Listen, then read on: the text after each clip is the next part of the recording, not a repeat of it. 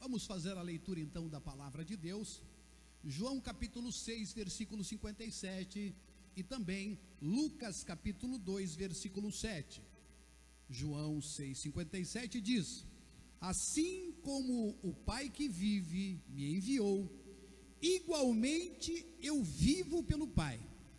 Também quem de mim se alimenta, por mim viverá.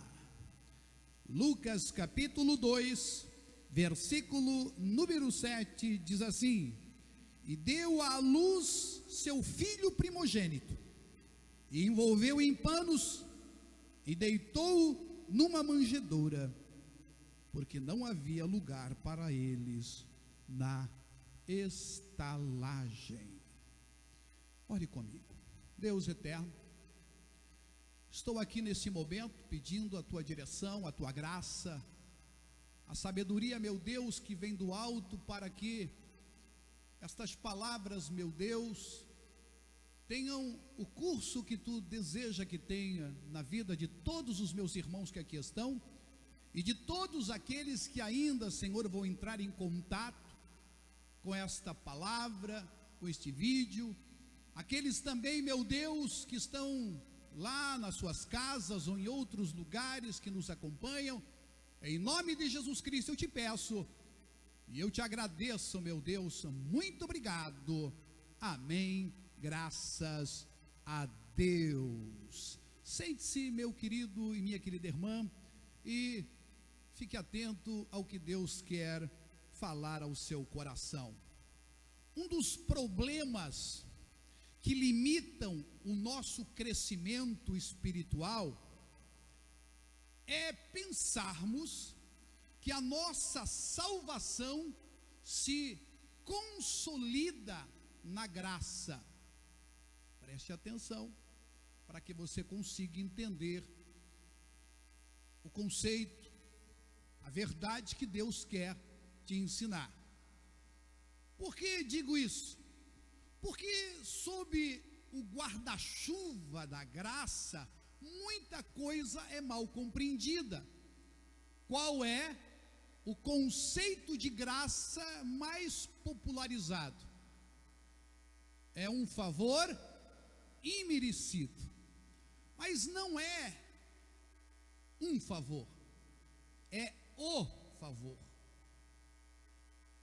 É Deus nos fazendo participantes da sua natureza. Mas por que eu digo que a nossa salvação, ela não se consolida? E por isso, muitas vezes, nós não avançamos para outros aspectos da salvação que são tão importantes quanto ela. Quando o apóstolo Paulo, na sua bênção apostólica, lá no segundo livro de Coríntios, no capítulo número 13, o último versículo, ele faz a sua bênção, ele diz: a graça de nosso Senhor e Salvador Jesus Cristo, o amor de Deus o Pai e a comunhão do Espírito Santo de Deus. Então, a nossa salvação, ela precisa ser entendida a partir da graça, se efetivada a partir do amor, mas se consolida a partir da comunhão. Preste atenção. A nossa salvação, ela chega até a nós através da graça. Ela, pela graça sois salvos por meio da fé. Isso não vem de vós, é dom de Deus, não vem das obras para que ninguém se glorie. Efésios 2, 8 e 9. Mas ela se efetiva no amor, porque a característica daqueles que são discípulos do Senhor Jesus Cristo é o amor. Nisto sereis conhecidos, se vos amardes uns aos outros. Mas ela só se consolida comunhão. Por isso que é a graça de nosso Senhor Jesus Cristo, o amor de Deus o Pai e a comunhão do Espírito Santo de Deus. A nossa salvação precisa ser entendido sob estes aspectos. E talvez o aspecto menos compreendido desses três é a comunhão. Porque nós muitas vezes pensamos que a comunhão é estarmos juntos e não unidos. Nós achamos que a comunhão é o culto de salvos e não a reunião da família de Deus.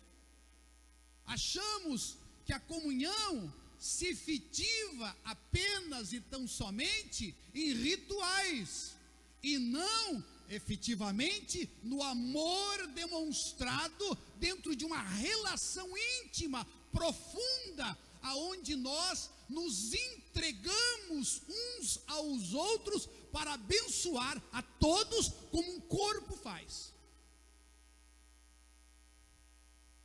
Então, se não há comunhão, a salvação não está completa. Mas pastor, salvação não está completa. Não, você não alcançou a plenitude da salvação. Eu não vou estar aqui colocando dúvidas naquilo que você precisa ter de convicção dentro do seu coração. Mas você só vai alcançar a plenitude da sua salvação, desenvolvê-la, se você entender o que representa, o que significa a comunhão. Por isso, quando o Senhor Jesus disse que estaria conosco, o que foi que ele disse que aconteceria onde estivesse uma pessoa? Foi isso? Para você saber que você é discípulo do Senhor Jesus Cristo, precisa ter pelo menos mais um com você, ou dois, ou tantos quantos. Então, como é que eu sei que eu sou salvo mesmo e eu estou vivendo a salvação da forma e da maneira como a Bíblia Sagrada nos ensina, nos mostra? E nós estamos aqui agora abordando. Quando eu olho para o lado e identifico pelo menos mais uma ou duas pessoas salvas comigo. Se você olha para o lado e não consegue enxergar duas ou três pessoas, meu irmão, mais uma ou duas pessoas que participem da sua fé, eu quero que você comece a tomar cuidado, porque é possível que você não esteja salvo. Porque Jesus disse que só estaria ali se dois ou três estivessem reunidos no nome dele. Então, se você olhar em torno, reconhecer outras pessoas que também estão salvas com você, é porque há uma grande indicação, há um indício forte de que você de fato está salvo. Porque essa ideia de salvação individual não é bíblica. A decisão é individual. A salvação nunca é sozinha. Não existe na Bíblia um texto que dê respaldo para que a gente ache que a salvação que veio através do Senhor Jesus Cristo seja algo individual. Qual é o texto que a maioria das pessoas se baseiam para dizer que a salvação é individual? Romanos 14, 12, não tem nada a ver com salvação, ali tem a ver com relacionamento e com a tolerância com os mais fracos.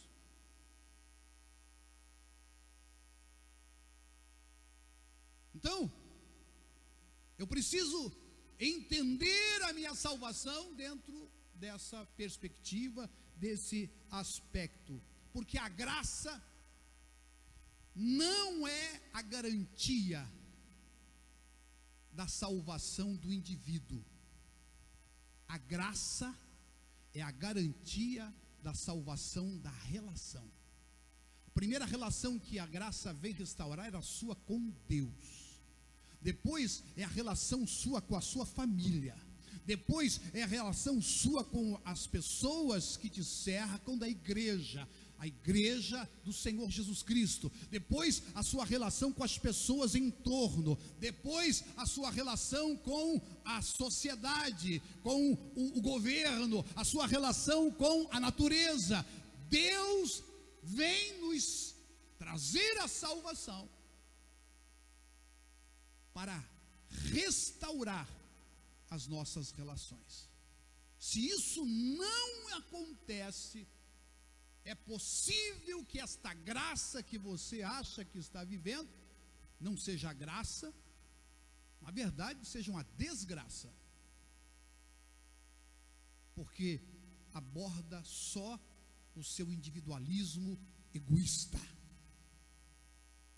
E por que eu estou falando isso tudo?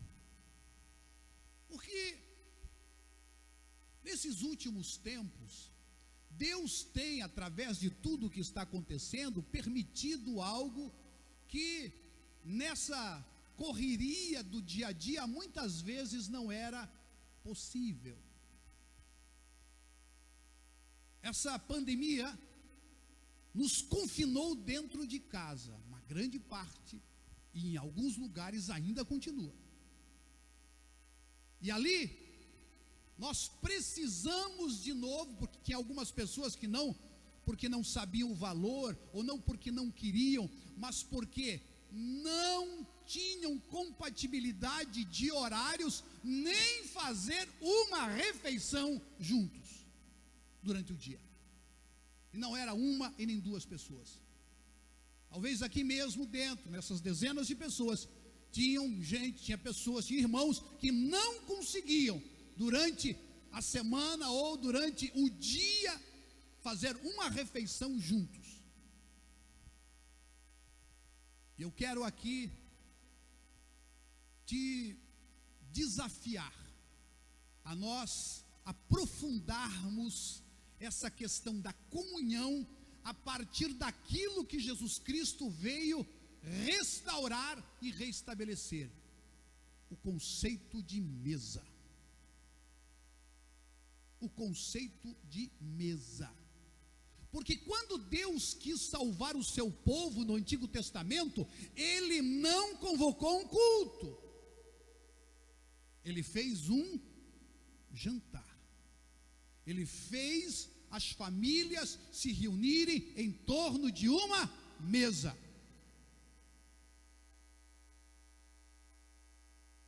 Quando no Novo Testamento chegou o momento em que Jesus estabeleceu aquilo que seria o maior dos sacramentos, a Santa Ceia do Senhor,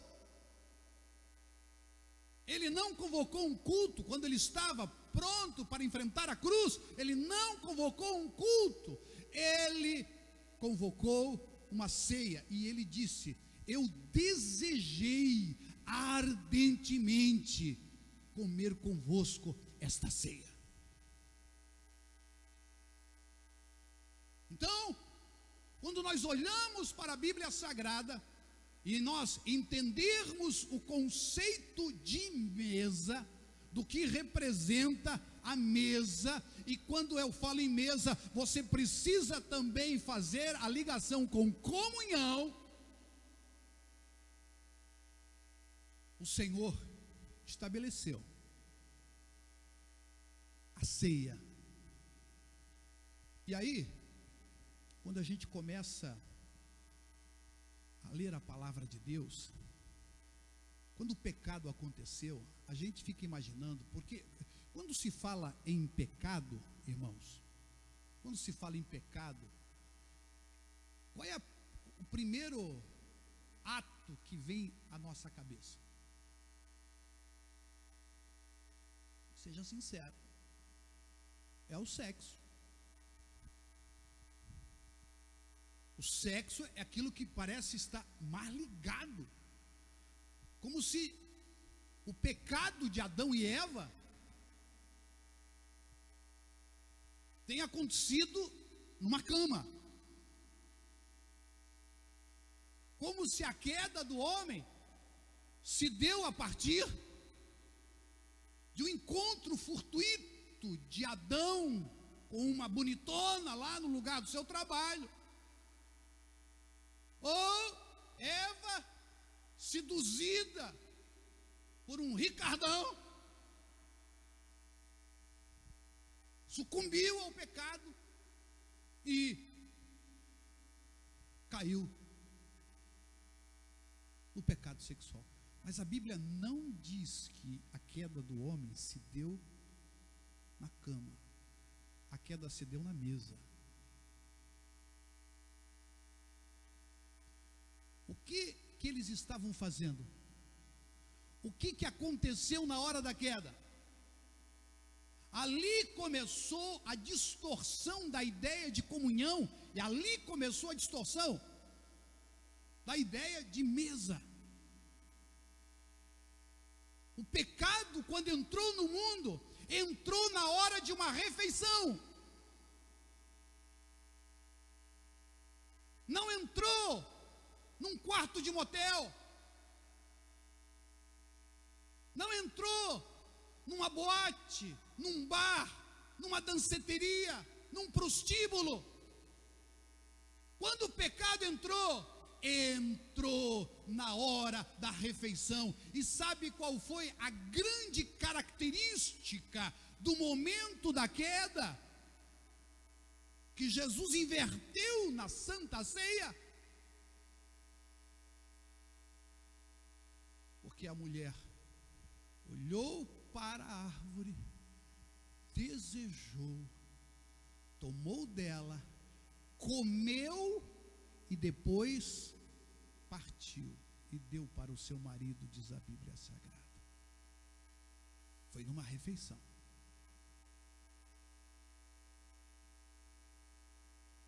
Mas quando Jesus chega, cada vez que ele tinha oportunidade de fazer uma refeição, a Bíblia diz, e na Santa Ceia foi assim também. O apóstolo Paulo descreve isso com maestria em 1 Coríntios capítulo 11, versículo 23. Na noite que foi traído, tomou o pão e partiu e deu. Isso parece ser trivial, isso parece ser sem grande significado, mas aí está um dos grandes fatores da perdição humana. Por quê? Porque a mesa não é para comer, a mesa é para comungar, a mesa é para a unidade, a mesa não é para satisfazer a sua carne. Isso é apenas um motivo para biologicamente estarmos juntos, mas o que faz o valor da mesa é de fato a comunhão daqueles que participam, e você está partilhando o alimento com aqueles que estão em torno de você. Aí a gente começa a entender por que o Senhor Jesus Cristo, ele de fato, de verdade, quando se apresenta, ele se apresenta como pão da vida, água da vida, verdadeiro alimento. Quem não se alimentar de mim, quem não comer da minha carne, não beber do meu sangue, não tem parte comigo. Você vai ler o texto que nós acabamos de fazer a leitura aqui de João 6:57, e diz: quem de mim se alimenta, por mim viverá. E por que isso é tão importante? E por que isso é tão significativo? Porque a partir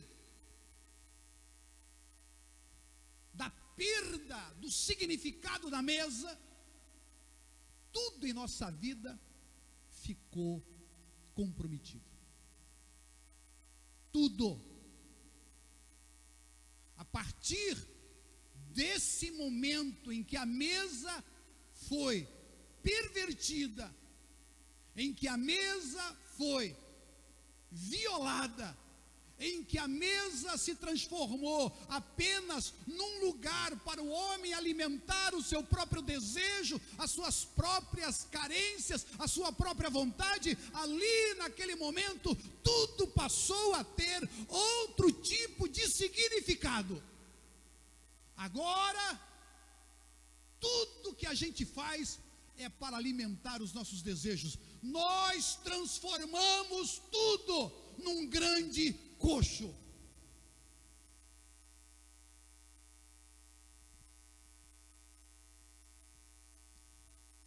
Quando você vai trabalhar é para se alimentar.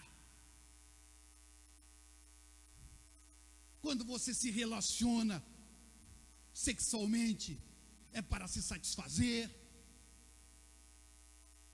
Quando você ganha o seu dinheiro é para o seu próprio desejo, é para o seu próprio uso e abuso.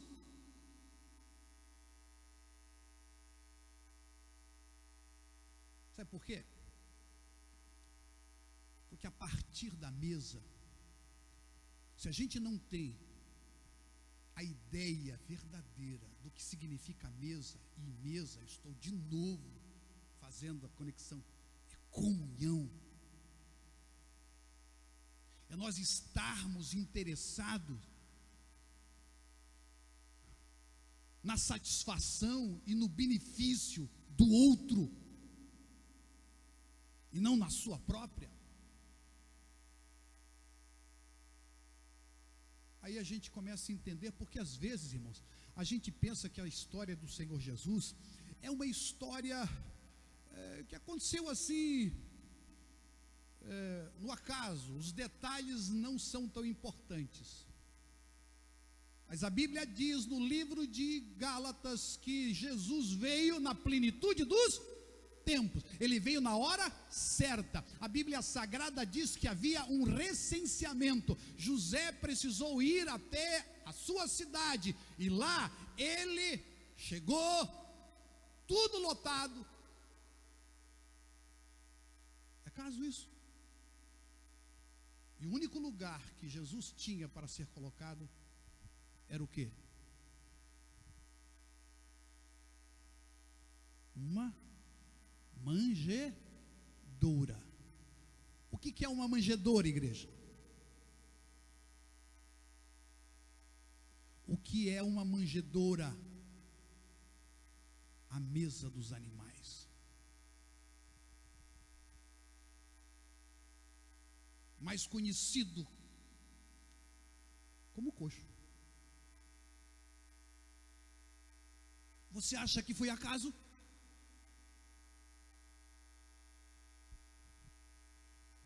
Jesus colocado na mesa dos animais. Você acha que foi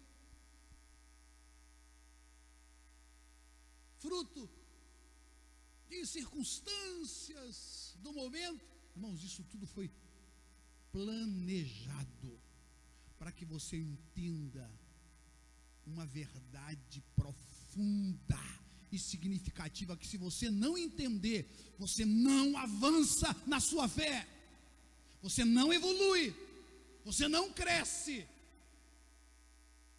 Jesus é colocado na manjedoura, num coxo, aonde os animais se reúnem. Por quê?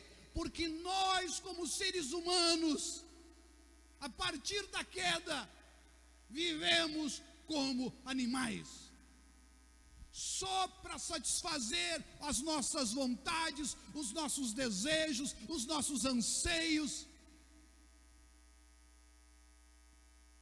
E a Bíblia está dizendo,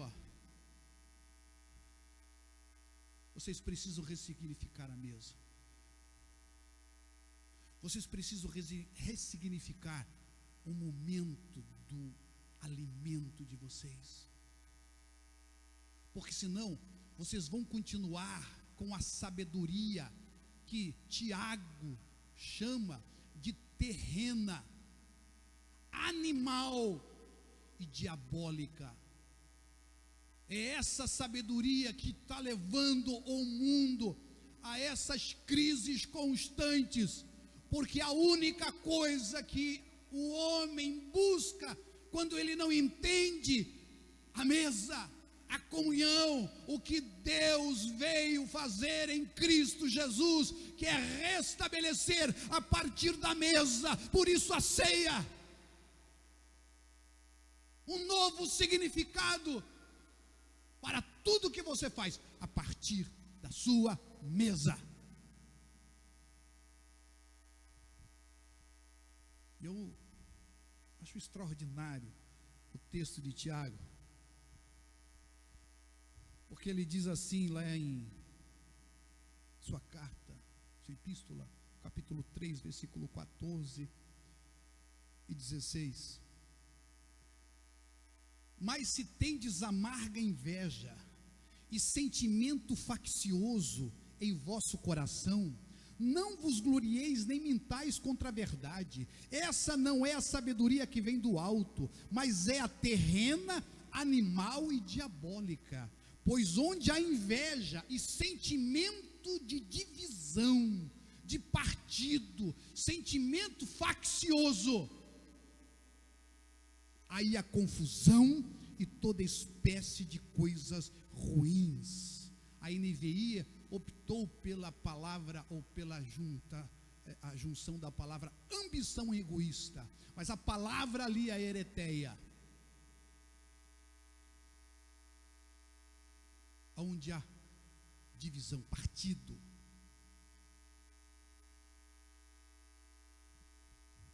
é a sabedoria terrena, animal e diabólica, aonde tudo que fazemos é para satisfazer o nosso ventre, os nossos apetites. Por isso que até quando se fala em relação sexual entre um homem e uma mulher, o que se diz de maneira chula? Um homem para uma mulher.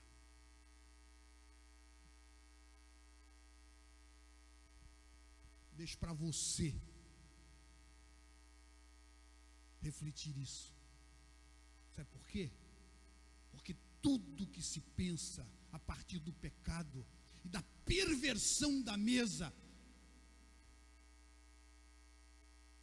é na satisfação do seu próprio ventre, da sua própria vontade. E outro texto que, você sabe que o apóstolo Paulo, ele era duro na queda, duro. Pensa num cara que sofreu assim e passava e cantando ainda. Mas quando ele vai falar sobre os homens que de fato fazem do seu ventre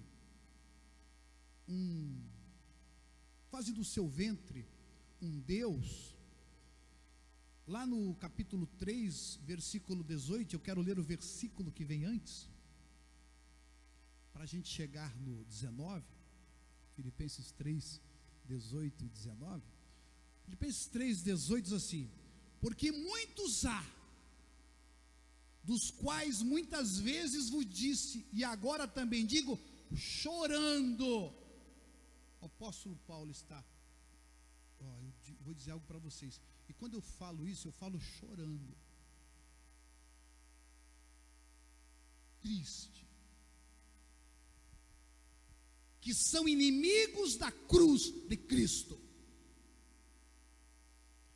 O fim deles é a perdição, O Deus deles é o ventre, e a glória deles é para a confusão deles mesmos, que só pensam nas coisas terrenas. Sabe o que Paulo está falando aqui? Pessoas que são inimigas da cruz, porque a cruz é o grande exemplo de doação, de entrega, de Jesus se fazendo alimento eterno, vivo, perene para toda a humanidade. E a Bíblia diz que aqueles que têm Deus como o seu Deus no seu ventre são inimigos da cruz.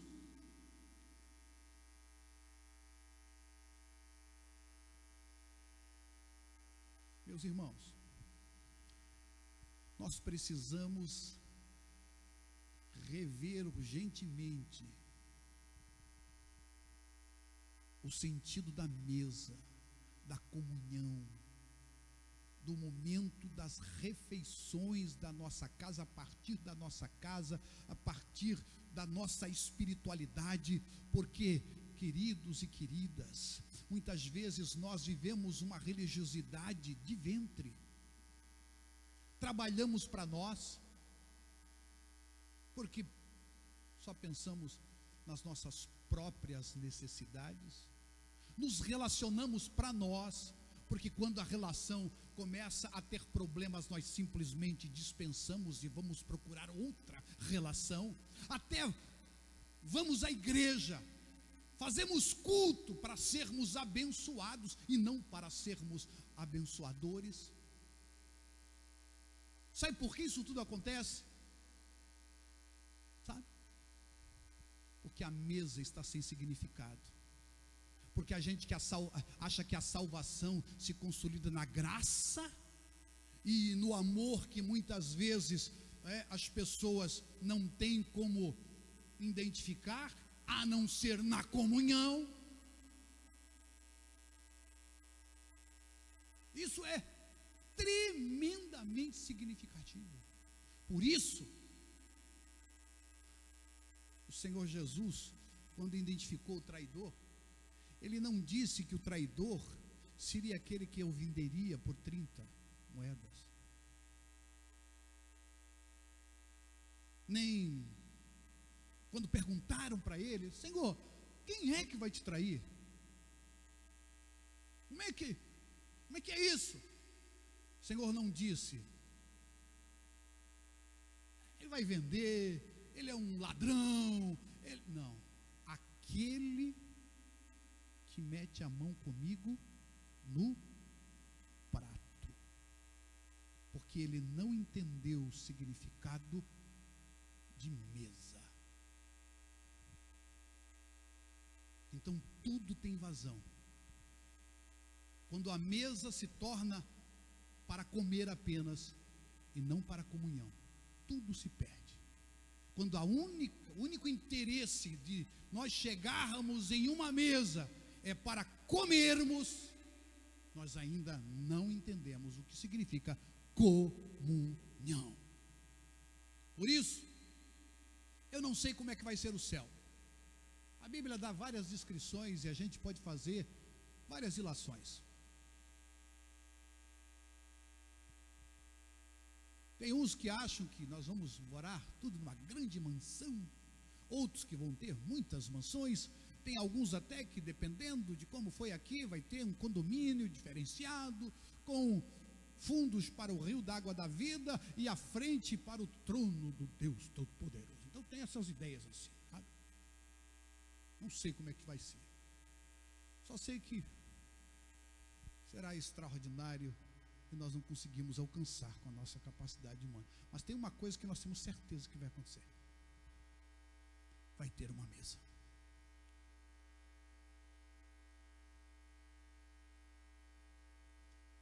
Vai ter as bodas do Cordeiro. Jesus disse: não vou mais beber aqui com vocês, só no meu reino agora. Então, se tem uma coisa urgente, em nome do Senhor Jesus, que nós precisamos rever, é o conceito espírito de mesa.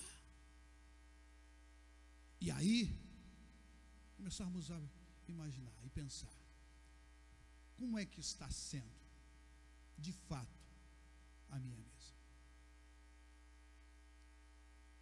É só para mim, só para eu comer? Ou é para eu compartilhar? Quando você se une em torno de uma mesa, é para agradecer pelo alimento? Ou pelas pessoas que estão com você?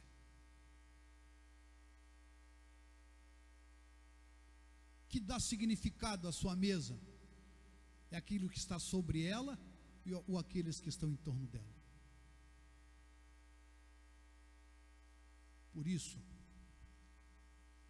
eu creio que Deus, nesse período, trouxe a gente para dentro de casa, para partir de um novo conceito, de uma reformulação. Nós, o povo de Deus, eu creio nisso, a gente começar a viver sob uma outra perspectiva. Não mais para os nossos desejos, não fazermos mais da nossa vida um coxo, comendo como animais, vivendo como animais, mas uma mesa onde uma família se reúne para compartilhar e fortalecer a sua unidade em Cristo Jesus, porque é Ele, aquele que veio numa manjedoura,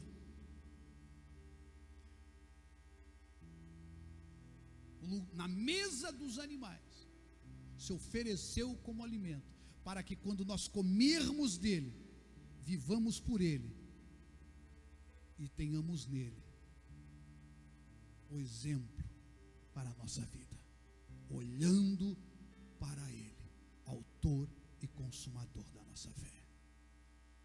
Quem que recebe esta palavra? Então fique em pé na presença de Deus. Quero orar com você agora. Quero colocar você na presença do Senhor e colocar a nossa igreja, a sua família. E que o Espírito Santo de Deus faça com que esta palavra chegue aí no seu coração com poder, para transformar as consciências de como é que está sendo a nossa mesa e a nossa comunhão, em casa e na igreja.